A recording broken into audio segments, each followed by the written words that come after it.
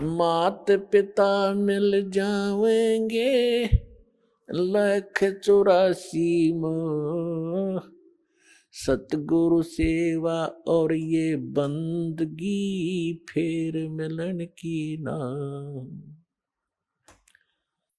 পরমাত্মা বলেন, আপনি যেখানেই জন্ম নিন আপনার মাতা পিতা ওখানেই পেয়ে যাবেন, পশুর জনিতে যাবেন ওখানেও মাতা পিতা পাবেন, পাখির জনিতে আপনি জন্ম নেবেন ওই শরীরেও আপনি মাতা পিতা পাবেন, মানব শরীর প্রাপ্ত করবেন ওখানেও মাতা পিতা পেয়ে যাবেন, কিন্তু সদ্গুরু সেবা,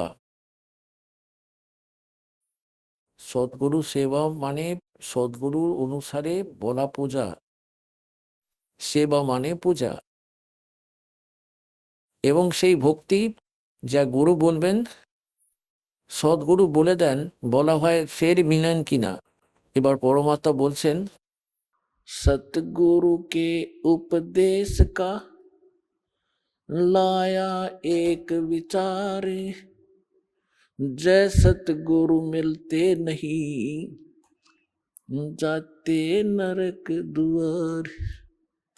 नरक द्वार में दूत सब करते खेचातान, उनसे कभू ना छूटता फिर फिरता चारों खानी।